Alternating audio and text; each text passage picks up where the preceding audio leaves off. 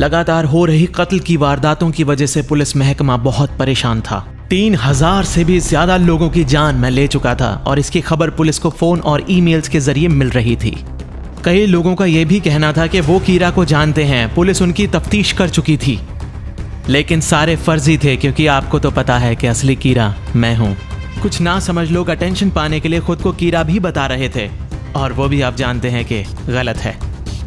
L ने police से कत्ल की वारदातों का ब्यौरा मांगा था। किस वक्त उन्हें मारा जा रहा था ये एल जानना चाहता था।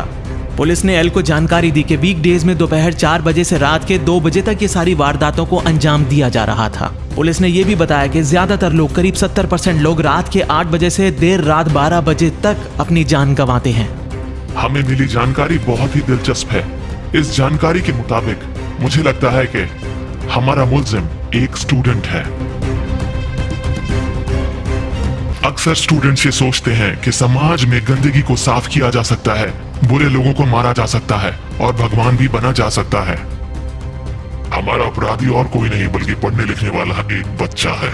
पुलिस के आकलन में यह भी निकल के आता है कि समाज में हो रही वारदातें जैसे कि चोरी, डकैती, लूटपाट जैसी घटनाओं में बहुत कमी आ चुकी है और कहीं ना कहीं जितने अपराधी हैं वो कीरा से डर के कहीं छिपकर बैठे हैं। मैं अपनी छोटी बहन को पढ़ा ही रहा था कि तभी दरवाजे पर घंटी बजती है। लगता है डैड आज जल्दी घर पर आ गए। सुनो, क्या तुम प्लीज बाकी के क्वेश्चंस खुद सॉल्व कर लोगी? मुझे अपना भी काम करना है। अपनी बहन की तुम काफी मदद करते हो, तुम एक अच्छे भाई हो। हाँ बिल्कुल, आज आप काफी जल्दी घर आ गए, सब ठीक तो है ना? और तब र्यूक को पता चलता है कि पुलिस के चीफ मेरे डैड हैं। तुम्हारे डैड एक बड़े पुलिस ऑफिसर हैं, राइट? इसलिए तुम्हें पुलिस की हर चाल के बारे में पहले से पता होता है। तुमने सही कहा। मैं अपने डैड का कंप्यूटर कभी भी हैक कर सकता हूँ और उनको इसकी भनक भी नहीं लगती। और मैं उनका होनहार बेटा हूँ, इसलिए मुझे उनके सारे पासवर्ड्स भी मालूम हैं। कुछ फाइल्स को देखने के बाद मुझे पता चलता है कि पुलिस ये बात जान चुकी है कि उनका कल्प्रिट एक स्टूडेंट है। लगता है तुम गए काम से, लाइट। फिर मैंने र्यूक से पूछा, क्या दिल का दौरा पड़ने के अलावा भी हम किसी और तरीके से भी मुल्जिमों को मार सकते हैं? हाँ लाइट, लेकिन क्यों पूछ रहे हो? र्यूक, मुझे लगता है कि अब मुझे अपनी गेम को थोड़ा बदलना पड़ेगा। अपराधियों को कैसे मारना है और कब मारना है, अब इसका फैसला भी मुझे करना पड़ेगा। और उसके बाद अपराधियों को मारने के अपने इस काम में मैं लग गया। एक ही दिन में मैंने 23 अपराधियों को मौत के घाट उतार दिया और इस बात से पुलिस में हड़कंप मच गया। हर घंटे मैंने एक अपराधी की जान ली। अब पुलिस को ऐसा महसूस होने लगा था कि शायद कीरा कोई स्टूडेंट नहीं है। और तभी एल एक बार फिर से पुलिस से बात करता है। कीरा कोई संदेश देना चाहता है।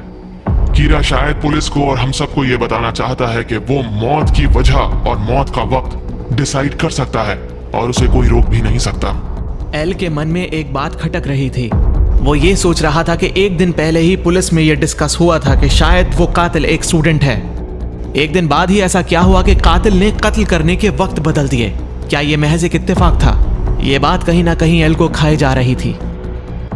पता है र्यूक, मुझे लगता है कि बहुत जल्द एल ये बात जान लेगा कि पुलिस डिपार्टमेंट में ही कोई ऐसा शख्स है जिसके जरिए बाहर कीरा तक ये इंफॉर्मेशन लीक हो रही है। आखिर तुम करना क्या चाहते हो? मैं चाहता हूँ कि पुलिस एल को ढूंढे। लेकिन पुलिस ऐसा क्यों करेगी, लाइट? पुलिस को एल पर भरोसा नहीं है र्यूक, और मैं इसी बात का फायदा उठाऊंगा। पता है र्यूक, एल को मुझे नहीं ढूंढना पड़ेगा, उसे ढूंढेगी पुलिस और उसे ठिकाने मैं लगाऊंगा। पुलिस डिपार्टमेंट में बहुत सारे ऑफिसर्स इस्तीफा दे रहे थे। ऑफिसर्स ये बात जानते थे कि कीरा उनका चेहरा और उनका नाम बहुत आसानी से जान सकता है और अगर कीरा को ऐसा लगता है कि वो ऑफिसर्स कीरा के काम में अड़चन बन रहे हैं तो वो उनको मार देगा। ऑफिसर्स ने इस बात का हवाला दिया कि कैसे जब एल ने कीरा को चुनौती दी थी लाइव टेलीविजन पर, तब कैसे कीरा ने उस अपराधी को बेरहमी से सबके सामने मौत के घाट उतार दिया था। 4 दिन पहले FBI एजेंट्स जापान में दाखिल हो चुके थे और वो इस बात की तलाश कर रहे थे कि पुलिस डिपार्टमेंट में भला ऐसा कौन है जिसके जरिए कीरा तक इंफॉर्मेशन पहुंच रही थी। लगभग 150 नाम थे उस लिस्ट में जिस पर FBI ने अपनी मोहर लगाई थी और एल को इस बात का पूरा यकीन था कि वो कातिल पुलिस डिपार्टमेंट में ही किसी का रिलेटिव है। र्यूक मुझे कुछ ऐसा बताता है जिसे सुनने के बाद मेरे पैरों के नीचे से जमीन निकल जाती है। काफी देर से तुम्हारा कोई पीछा कर रहा है, लाइट। फिलहाल मेरे पीछे जो कोई भी है मुझे उसे इग्नोर करना पड़ेगा। चलो घर चलते हैं र्यूक। मुझे इस बात का डर तो था कि कहीं एल मुझ तक पहुंच ना जाए, लेकिन मुझे ये बात बहुत अच्छी तरह पता थी कि मुझ तक पहुंचने के लिए एल को बहुत पापड़ बेलने पड़ेंगे। जो कोई भी मेरा पीछा कर रहा था, अब मुझे उसका नाम जानने की तलब लग गई थी। नाम जानने के बाद मैं उसका सफाया आसानी से कर सकता था। इसलिए मुझे उसका नाम किसी भी कीमत पर जानना था। फिर र्यूक मुझे बताता है कि शिनिगामी के पास ऐसी ताकत होती है जिससे वो किसी का भी चेहरा देखकर उसका नाम बता सकता है। और तो और शिनिगामी ये भी बता सकता है कि उस इंसान की जिंदगी कितनी है, वो कितने साल जिएगा, उसकी मौत कब और कैसे होगी। मैं जितने भी अपराधियों को मार रहा था उनकी जिंदगियों के बचे हुए साल र्यूक की जिंदगी में बढ़ रहे थे। और उसके बाद र्यूक मुझे कुछ बहुत ही खास बात बताता है जिससे मेरे होश फाख्ता हो जाते हैं। पता है लाइट, जो भी इंसान डेथ नोट को उठाता है उसकी आंखें भी शिनिगामी की तरह हो सकती हैं। लेकिन उसके बदले में तुम्हें मुझे भी कुछ देना होगा लाइट। मुझे क्या देना होगा? तुम्हारी बाकी बची हुई आधी जिंदगी मेरे नाम हो जाएगी। तुम्हारे नाम हो जाएगी? हाँ लाइट, जैसे मान लो अगर तुम्हारे 50 साल बचे हैं तो उसमें से 25 साल मेरे हो जाएंगे। शिनिगामी की आंखें उस इंसान का चेहरा देखकर ही उसका नाम तुम्हें बता देंगी, लेकिन तुम्हारी बची हुई आधी जिंदगी मेरी हो जाएगी। मैं तुम्हारी बात समझ गया कि उन आंखों की मदद से मैं किसी का भी चेहरा देखकर नाम जान सकता हूँ। इस तरह किसी को भी जान से मारना मेरे लिए बहुत आसान हो जाएगा। सही कहा।